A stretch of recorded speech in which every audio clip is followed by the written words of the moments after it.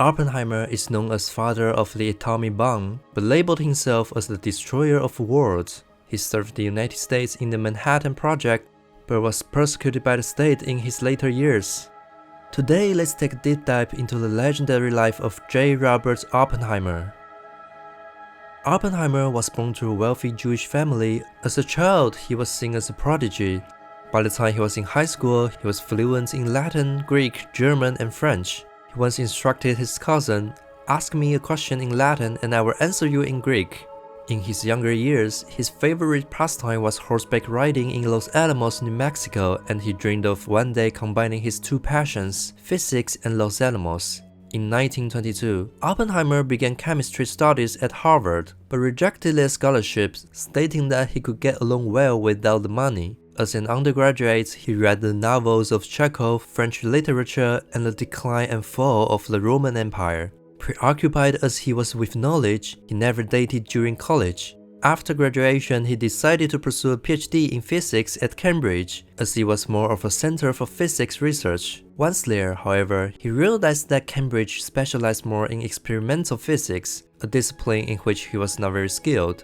He soon became depressed. His frustration even drove him to poison the apple of his tutor, Patrick Blackett. Afterwards, his parents begged the school not to expel him, but the school insisted that he see a psychiatrist. However, after seeing several, they all remarked that Oppenheimer was more capable than they were, which led him to begin study psychoanalysis on his own. His physicist friend Polly even joked that Oppenheimer seemed to treat physics as an avocation and psychoanalysis as a vocation. However, in the film, the person who nearly ate the poisoned apple was changed to physicist Niels Bohr to streamline the plot. Oppenheimer became a fan of Bohr, one of the founding fathers of quantum mechanics. After listening to one of his lectures, he developed a keen interest in the emerging field of quantum mechanics and decided to transfer to the University of Göttingen in Germany, the nexus of theoretical physics research in Europe at the time. While at Göttingen, he became proficient enough to lecture in Dutch within just 6 weeks, and by the age of 23 had been published 7 times. This feat of genius earned him a following of fans, and it was here that he met his future adversary in the race for the atomic bomb, the physicist Heisenberg. PhD in hand, Oppenheimer decided to take his knowledge of this new field of quantum mechanics back to the US, where he began lecturing at Berkeley. Allegedly, most of his students couldn't keep up with the pace of his teaching. During this time, he published on cosmic rays, electrodynamics, nuclear physics, and every other field in physics. The number of admirers among his students grew until they became a code of sorts, referred to as the Ning Ning Boys, since Oppenheimer often mumbled to himself as he thought. So why did a man as accomplished as Oppenheimer not win a Nobel Prize? This was because he lacked the patience to stick to a single topic long term. After offering a new perspective on a given subject, he would leave the research to others and turn his attention to something new. He touched on so many areas of research, but only long enough to stimulate innovation in each, never settling in for a thorough exploration of any topic. After Black Thursday in 1929, Oppenheimer noticed that many physics students found themselves unemployed after graduation. Anti-Jewish sentiments in the US was also on the rise. Many universities had a cap on the number of Jewish students they would admit. When the physics department at Berkeley was looking to hire a new physics professor who was Jewish, department chairman said that one Jew in the department is enough. This issue gradually turned Oppenheimer toward the socialist camp, and he became involved in the leftist political movement. From labor strikes, ending racial segregation at public swimming pools, and organizing teachers' unions. These were actually mainstream political movements in California at the time. At one of these events, Oppenheimer met Jean Tetlock, a member of the Communist Party and the eventual love of his life. Jean was an admirer of the English poet John Donne, whose 14-line poem, Better My Heart, Three Persons God, later motivated Oppenheimer to name the first test of the atomic bomb Trinity. 3 years of romantic involvement with Jean brought Oppenheimer further to the left and focused more of his attention on political activities. Rumor has it that he brought the 3 volumes of Marx Das Kapital on a train with him to New York. and by the time the train arrived, he had finished reading them all. In 1930s America, communism was not a particularly radical position. It was viewed as similar to liberalism and democracy.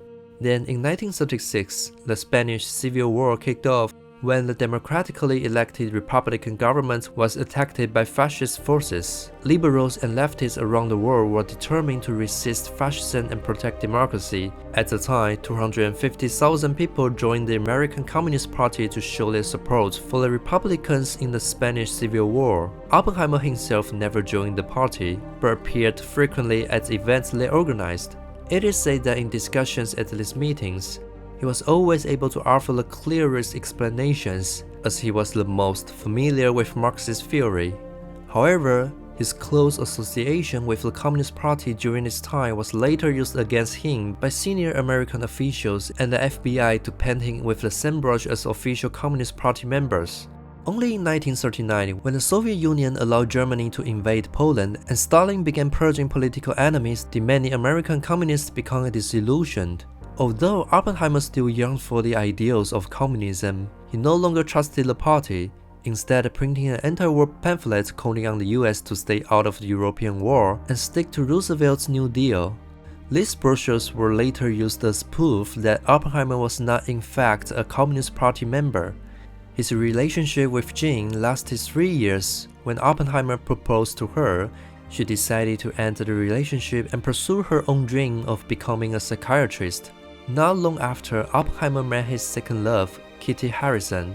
It was love at first sight for Kitty. One day, Oppenheimer invited Kitty and her husband Richard to spend the summer at his family's ranch in New Mexico, which they call Perro Caliente, hot dog in Spanish. In the end, Richard couldn't make it, but Kitty and Oppenheimer spent the summer together there. At the end of the summer, Oppenheimer called Kitty's husband to inform him that he had made Kitty's belly grow over the summer, and suggested he divorce her so that they could marry. I guess that's why they call it Hot Dog Ranch, right? After newspaper headlines announced the successful splitting of a uranium nucleus by German chemists in 1939, Einstein wrote to President Roosevelt warning him that extremely powerful bombs of a new type may be constructed by the Nazi. Roosevelt therefore established the S1 Executive Committee to recruit the best minds in American physics. At the time, however, Oppenheimer was still involved in organizing labor unions, believing that scientists had a duty to help the underprivileged. Ernest Lawrence, the director of the experimental lab, was frustrated by this, as Oppenheimer's leftist activities made it difficult for him to convince the military to recruit Oppenheimer for the Manhattan Project. Oppenheimer finally realized that if the Nazis were to be defeated, he would have to put a stop to all activities related to unions and leftist politics. In order to gain the required security clearance, he had to cut off contact with friends in the Communist Party before he would be allowed to serve his country. The last hurdle he had to clear was Lieutenant General Groves, head of the Manhattan Project, who had graduated fourth in his class from West Point Military Academy and had overseen the construction of the Pentagon. Groves initially doubted Oppenheimer's suitability. For one thing, Oppenheimer hadn't won a Nobel Prize, so for him to be directing a group of Nobel laureates in physics didn't seem right. For another, Oppenheimer only had experience supervising graduate students. He had no other leadership or management experience. Finally, Oppenheimer was only a theorist, whereas the construction of an atomic bomb required engineers. However, Oppenheimer put forth an idea that appealed to Groves. At the time, America's leading scientists were spread out in places like Princeton, Chicago, and Berkeley. Why not bring them all together to collaborate in a single top-secret laboratory? This centralized lab will have to be hidden far from the rest of society, and Oppenheimer immediately thought of his favorite childhood place, Los Alamos, New Mexico. The perfect opportunity had finally arisen to combine his two passions, physics and New Mexico. And so it was here that the world's first atomic weapons laboratory was built.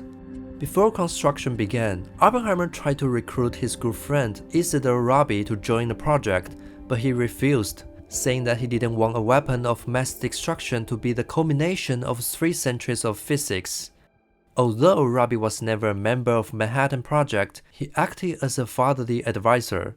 Oppenheimer proved to be a charismatic leader. His informal leadership style, He refused to install punch clocks, for instance, contrasted with the strict military discipline of Lieutenant General Groves. The project's first breakthrough was revealed in a speech by Robert Serber, in which he described how a slug of uranium could be fired into another mass of uranium-235, using this implosive force to initiate a chain reaction. This became the prototype for the atomic bomb. Serber's lecture notes were made into a booklet, the Los Alamos Primer, a copy of which was given to each new scientist as they arrived. What the movie missed was that Oppenheimer once considered putting radioactive material into the German food supply chain to ensure they wouldn't achieve a working atomic bomb before the Americans. He eventually gave up on this idea because he wasn't sure if they could poison enough food sufficient to kill 500,000 men. Groves even sent an agent, Moberg, to assassinate German scientist Heisenberg when Heisenberg was giving a lecture in Switzerland in December of 1944.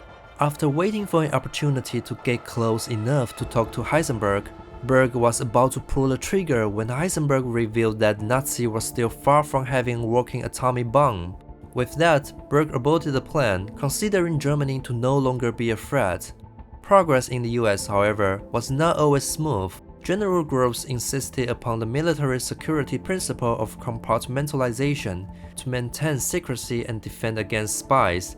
Each department was kept separate from the others, so that information could not flow freely between them. However, this was not conducive to scientific research, which requires the free flow of information. Military regulations were so strict that Oppenheimer was not even allowed to talk to his brother on the phone, and his drivers and assistants were all undercover agents of the government. This constant surveillance made Oppenheimer consider resigning. In June of 1943, Oppenheimer had a chance to leave Los Alamos temporarily and return to Berkeley. He took advantage of this time to see Jean, whom he hadn't spoken to in a long time. In fact, he was saying goodbye to her for good because of her status as Communist Party member, but this meeting would later become the linchpin in the US government's case against Oppenheimer. The CIA military representative Boris Pash recommended removing Oppenheimer, suspecting that his mistress was a Soviet spy.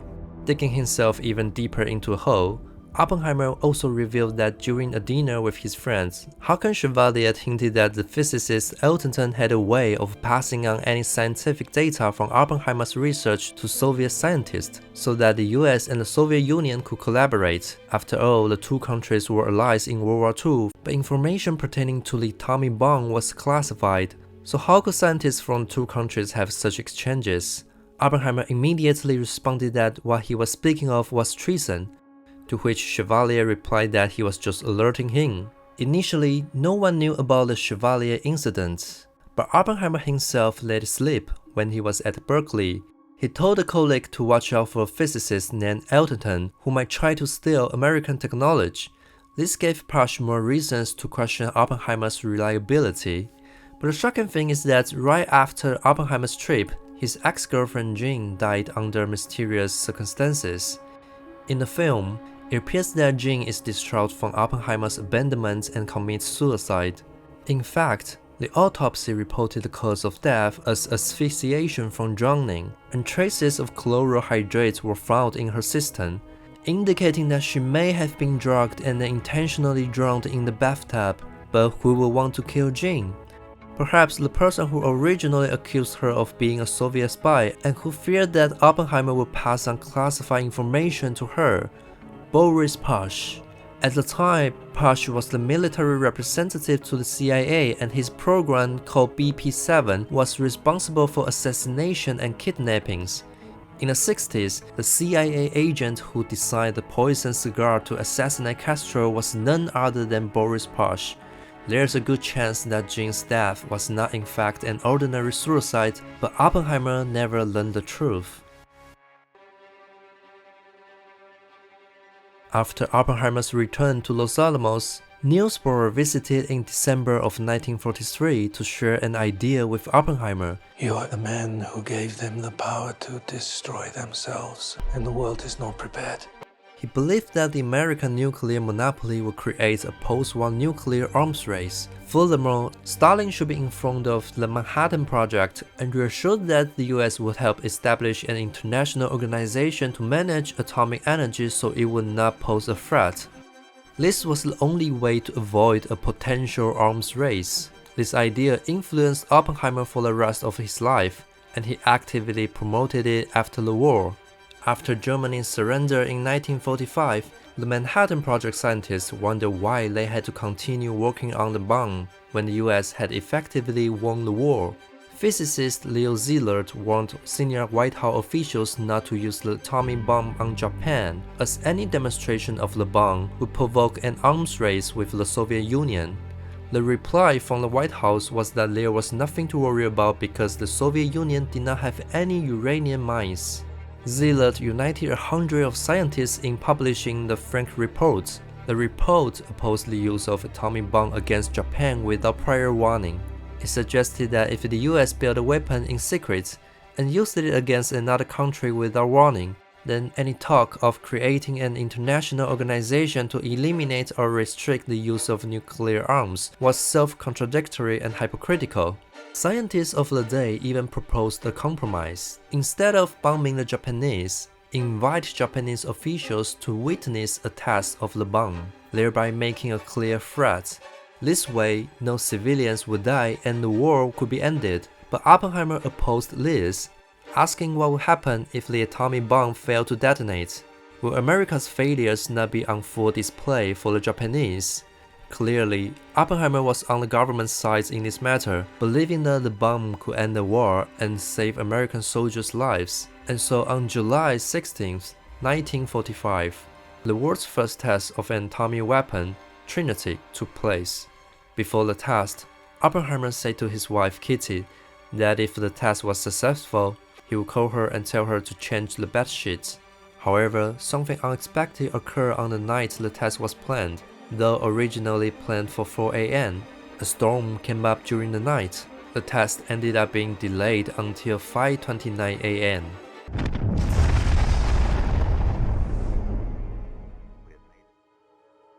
Witnesses to the explosion say that the night turned into day. Some laughed, others cried, most remained silent. Oppenheimer was reminded of a line from the Hindu scripture Bhagavad Gita. Now I am become death, the destroyer of worlds.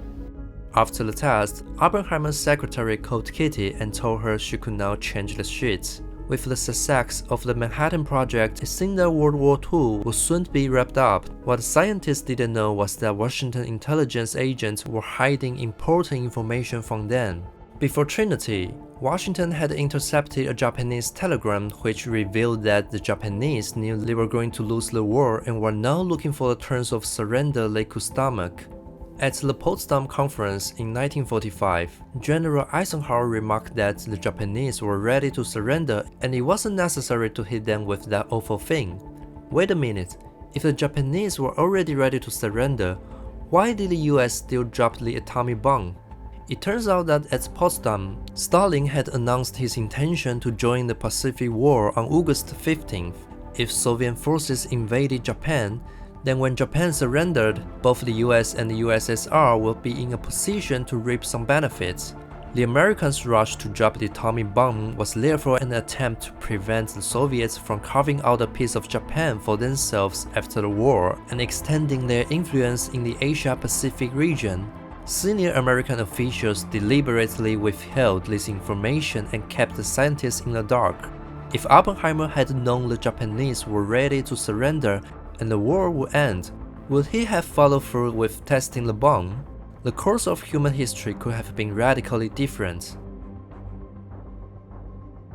On August 14, 1945, the Japanese government announced their surrender and World War II officially came to a close. Oppenheimer became the most famous man in the world, appearing on the cover of Time magazine. It was as if he were the Superman who personally ended the war. But the idea that America defeated Japan with the atomic bomb is a totally Western-centric view of history. Historian Tsuyoshi Hasegawa points out that before the atomic bombs were dropped, 5 other Japanese cities had already been leveled by American bombing. The Japanese had grown accustomed to bombing runs on their cities, and the atomic bombs on Hiroshima and Nagasaki were simply more of the same on a larger scale.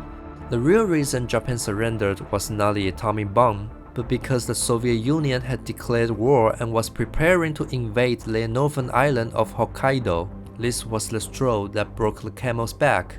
The victorious Americans deified Oppenheimer as a Superman who brought an end to the war, but Oppenheimer himself became very critical of science. He remarked that physicists have known sin after the atomic bomb was dropped. In a meeting with President Truman, Oppenheimer told him, "I feel I have blood on my hands." The president replied, "The blood is on my hands. Let me worry about that." He made speeches at a large number of academic institutions, claiming that we had invented an instrument of evil. He even tried using his fame to influence the political elite. Along with 3,000 other scientists, including many who had worked on the Manhattan Project, he helped draft a report rejecting further research into bomb making. He stated that he was a scientist, not an armament manufacturer. These actions prompted President Truman to create the US Atomic Energy Commission, but what Oppenheimer was calling for was international controls, not American controls.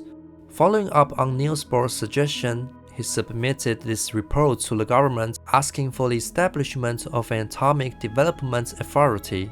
This organization would be a world government with sovereignty over all aspects of atomic energy. Every country in the world will only be allowed the use of atomic energy for non-military purposes. All use of atomic energy will be public and transparent, so that if any country tried to covertly develop nuclear bomb, the whole world will find out. In 1946, the US presented an international regulation plan to the United Nations, which was immediately rejected by the Soviet Union. The USSR proposal was a complete ban on the manufacture and use of atomic weapons, but President Truman was obviously unwilling to give up the military advantage enjoyed by the Americans, and so the US rejected the Soviet proposal. If the two countries had reached an agreement at this time, the Cuban Missile Crisis of 1962 would never have happened, nor would the ensuing arms race. Only in the 1970s did the US finally agree to nuclear arms controls, but by then there were tens of thousands of nuclear weapons spread throughout the world. The ideals of Oppenheimer and Bohr were not realized in time. On the academic front, Oppenheimer was offered the directorship at Princeton's Institute for Advanced Study by Louis Strauss, as Strauss was a longtime supporter of further US nuclear arms development. His relationship with Oppenheimer was contentious right from the start. Oppenheimer once insulted him at a public hearing, saying that the reason he banned isotope exports was that he didn't understand atomic energy science. When Oppenheimer arrived at Princeton, Einstein had already been working there for 15 years. Rumor has it that Einstein did not really like Oppenheimer at first. Since Einstein was averse to quantum mechanics, he didn't believe that the nature of the universe could be rendered uncertainty and loaned to devise a unified field theory. However, his approval of Oppenheimer grew as Oppenheimer was striving to turn Princeton into a global center for theoretical physics research and recruit talent from around the world. Oppenheimer's experience on the Manhattan Project taught him about the close relationship between scientific progress, politics, and society, so he emphasized the importance of humanities in guiding science. He invited such figures as poet Eliot, historian Arnold Toynbee, and philosopher Isaiah Berlin to Princeton, helping it become a hub for the world's brightest minds. Oppenheimer did not live out his days in peace at Princeton. Instead, he lived under government surveillance for 20 years.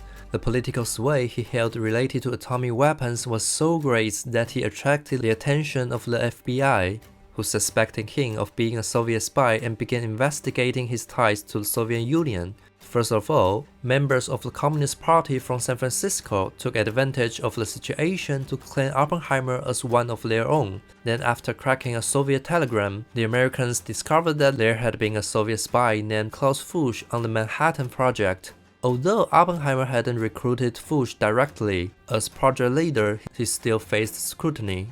Finally, in 1949, the US was shocked when the Soviet Union successfully tested an atomic bomb in Kazakhstan.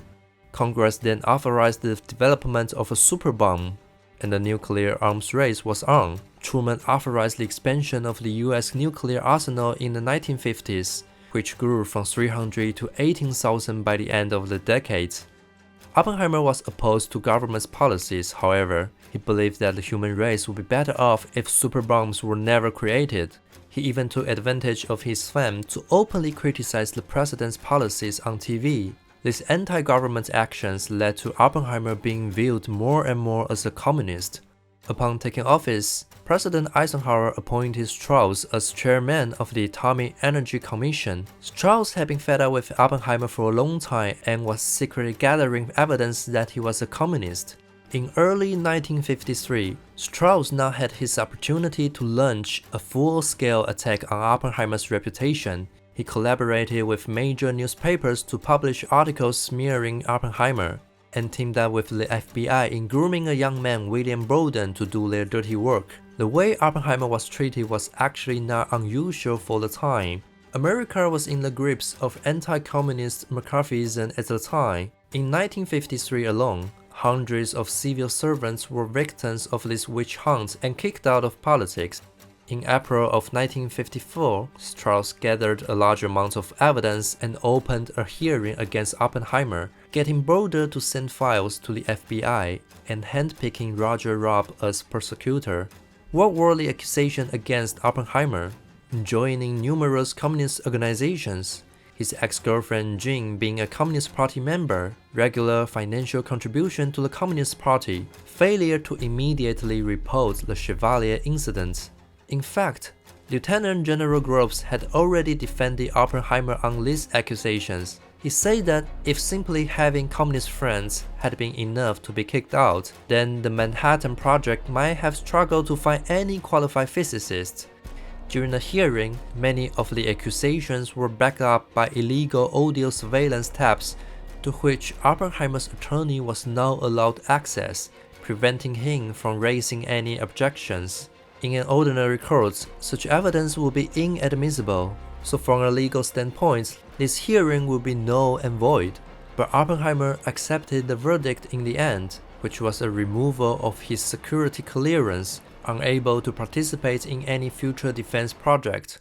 This hearing captured the attention of American society, with liberals claiming that the government was plagued by anti-communist hysteria and was sabotaging the country's own talent pool. The scientific community viewed Oppenheimer as a martyr just like Galileo when he faced the Inquisition. Over 1,000 scientists from around the country banded together to file a protest, but Oppenheimer was already overwhelmed with disappointment by this time, disappearing from public life altogether after 1954. And focusing instead on scientific research at Princeton.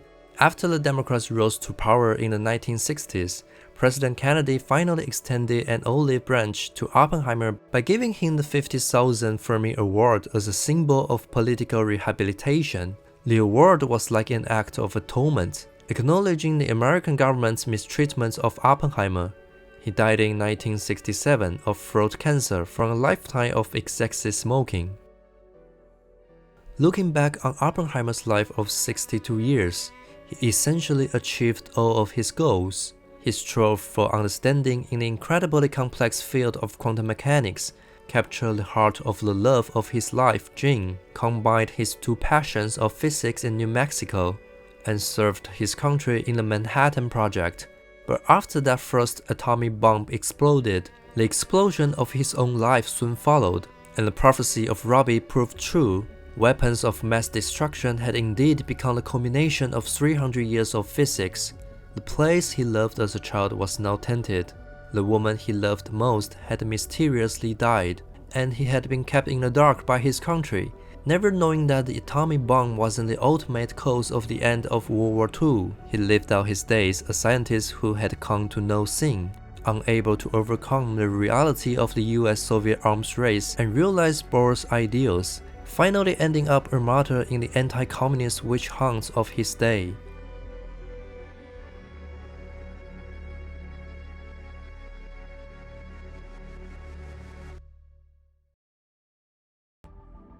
Today's video is based on the book American Prometheus by Kai Bird and Martin Sherwin. This is the biography that inspired Christopher Nolan's film Oppenheimer. If you enjoy the content, please don't forget to like and subscribe for more updates.